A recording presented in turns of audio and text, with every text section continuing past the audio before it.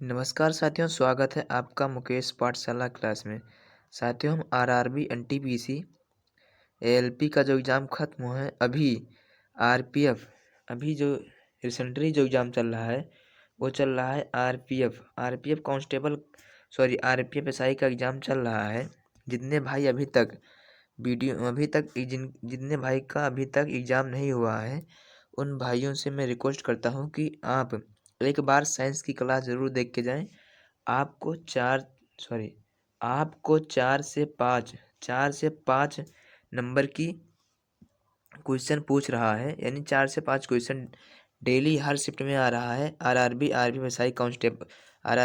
SI और constable में भी पूछा जाएगा।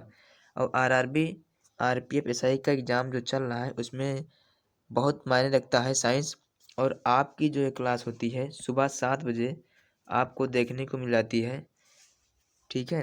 तो प्लीज़ अभी जितने भाई हमारे चैनल पर नए हैं कृपया चैनल को सब्सक्राइब जरूर करें, और सब्सक्राइब करने के बाद एक लाइक ज़रूर कर दिया करें। आपकी एक लाइक से हमें कुछ मोटिवेशन मिलता है। तो चलते हैं सीधा वीडियो की तरफ, ना कोई बात ना कोई बकवास। पहला क्वेश्चन जो कह रहा है मेरा, कह रहा है रात्रि दृष्टि उपकरण यानी नाइट विजन्स डिसीव में प्रयोग की जाने वाली तरंगे कौन सी हैं। तो इसका जो सही आंसर हो जाएगा वो हो जाएगा अवरक्त तरंगे हैं। इसका कहने का मतलब यह है कि रात्रि दृष्टि यानी रात के समय जो दृष्टि और जो लोग चश्मा लगाते हैं उसमें कौन सा लेंस प्रयोग किया जाता है, कौन सी तरंगे होती हैं, तो होती हैं अवरक्त तरंगे होती हैं। क्या है नेक्स्ट क्वेश्चन, कह रहा है दृश्य प्रकाश का तरंग दैर्घ्य कितना होता है। दृश्य प्रकाश का तरंग दैर्घ्य कितना होता है, तो दृश्य प्रकाश का तरंग दैर्घ्य आपका 390 से 750 नैनोमीटर होता है। कितना होता है? 390 से 750 नैनोमीटर के मध्य होता है। चलिए अगला क्वेश्चन जो कह रहा है, आंतों से संबंधित रोगों के निदान में कौन सी किरणों का प्रयोग किया जाता है। यानी आंत में अगर कोई आपके रोग हो गया है तो उसमें कौन सी किरण प्रयोग की जाती है। तो आपको साफ साफ पता होना चाहिए एक क्वेश्चन देखने से पहले कि कोई भी अंदरूनी चीज में दिक्कत होती है सीधा सीधा क्या कराते हैं, एक्सरे, और एक होता है अल्ट्रासाउंड। यही दो होती हैं। तो जो अगर आपको मान लो एक क्वेश्चन एग्जाम में मिलता तो आपको साफ साफ एक्सरे लगाना था, मतलब एक्स किरणों, एक्सरे नहीं, एक्स किरणों। चलिए अगला क्वेश्चन कह रहा कीड़ों तथा क्षति पहुंचाने वाले जीवों को घरों से दूर भगाने के लिए किस तरंग का प्रयोग किया जाता है। कीड़ों तथा क्षति पहुंचाने वाले यानी हानि पहुंचाने वाले जीवों को घरों से दूर भगाने के लिए किस तरंग का प्रयोग किया जाता है। तो प्रयोग किया जाता है कौन सा, अल्ट्रासोनिक तरंग। कौन सा तरंग है? अल्ट्रासोनिक तरंग है। चलिए प्यारे साथियों, अगर अभी तक हमारी वीडियो को सब्सक्राइब नहीं किए हैं तो प्लीज़ सब्सक्राइब करें और अपने दोस्तों के साथ शेयर करें और लाइक करें। और आपको बता दें मेरा टेलीग्राम चैनल जो है वो टेलीग्राम चैनल है मुकेश पाठशाला क्लास के नाम से। मैं वीडियो के नीचे लिंक दे दूंगा डिस्क्रिप्शन में, और जितने भाई अभी नहीं ज्वाइन करे हैं वह ज्वाइन कर सकते हैं। हम आपको क्लास डेली टेलीग्राम पर अपलोड कर देते हैं, जिनको रिकॉर्डिंग देखनी हो देख सकते हैं। और निःशुल्क आपको पीडीएफ दी जा रही है, रीजनिंग की दी जा रही है, मैथ की दी जा रही है, और साइंस प्लस जीके की क्लास जो दी जा रही है वो एक में दी जा रही है।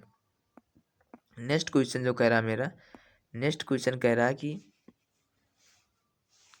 नेक्स्ट क्वेश्चन है किस तरंग का प्रयोग किया जाता है।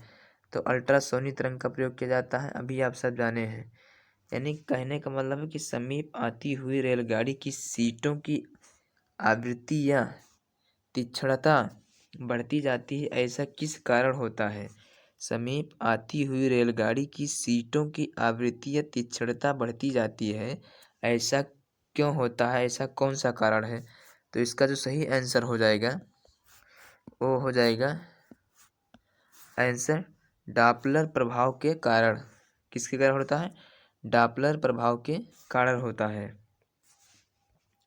नेक्स्ट क्वेश्चन कह रहा क्रिस्टल की संरचना ज्ञात करने के लिए किन किरणों का प्रयोग किया जाता है? क्रिस्टल की संरचना ज्ञात करने के लिए किन किरणों का प्रयोग किया जाता है?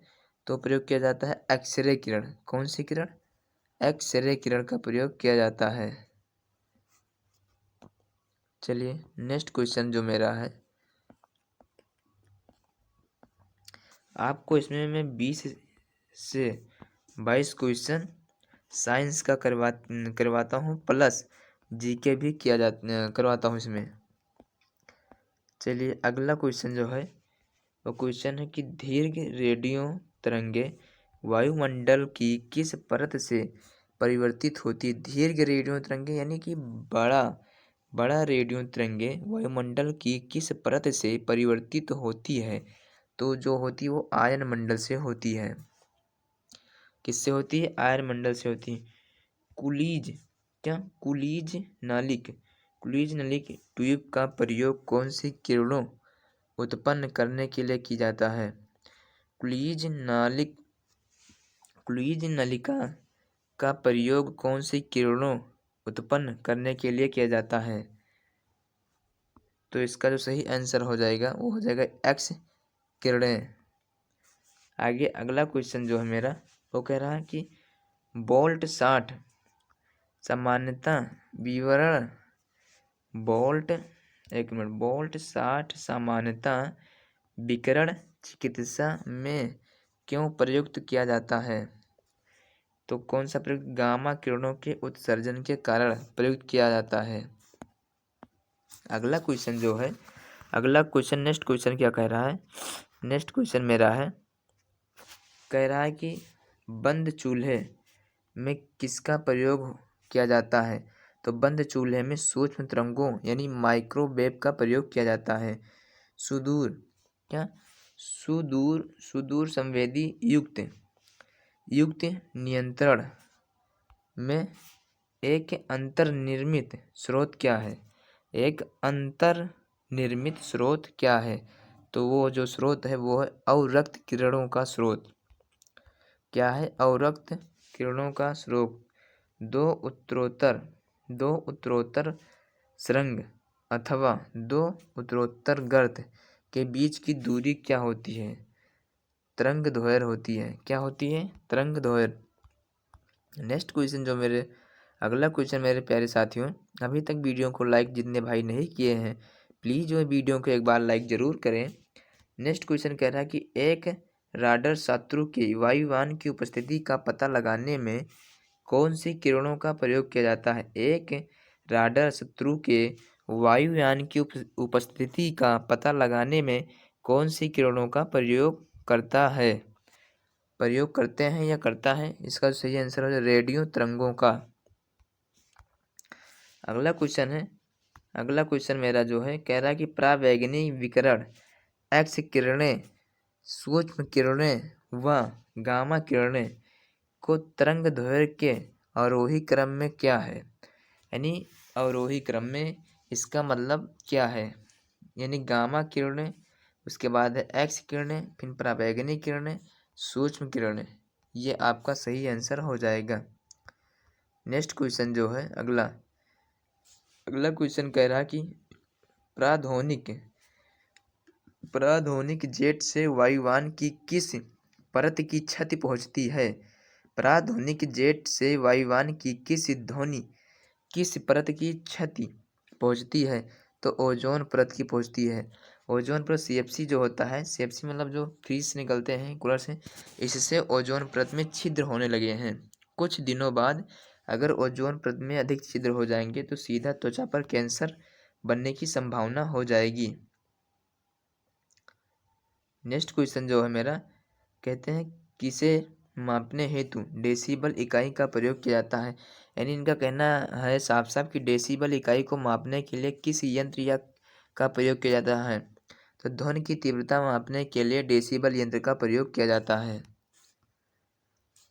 अगला क्वेश्चन कह रहा है कि ध्वनि के स्रोत व परावर्तित सतह के मध्य न्यूनतम दूरी कितनी होनी चाहिए जिससे कि प्रतिध्वनि स्पष्ट रूप से सुनाई दे सके? यानी उसका कहने का मतलब है कि ध्वनि के स्रोत व परावर्तित सतह के मध्य न्यूनतम दूरी कितनी होनी चाहिए जिससे कि प्रतिध्वनि स्पष्ट रूप से सुनाई दे।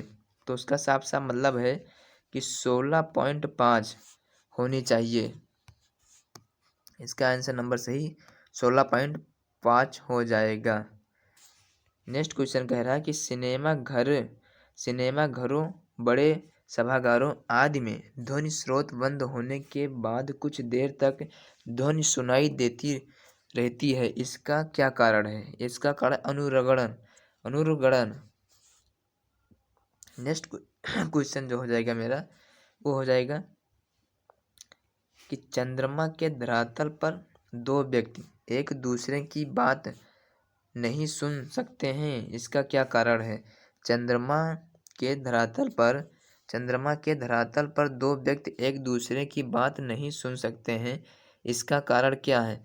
चंद्रमा पर वायुमंडल नहीं उपस्थित है। ये सब आप अच्छी तरह से जानते हैं। नेक्स्ट क्वेश्चन जो मेरा कह रहा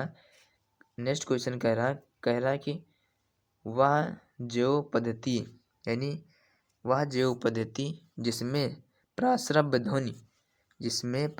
ध्वनि का प्रयोग किया जाता है, उसे क्या कहते हैं? उसे हम सोनोग्राफी कहते हैं।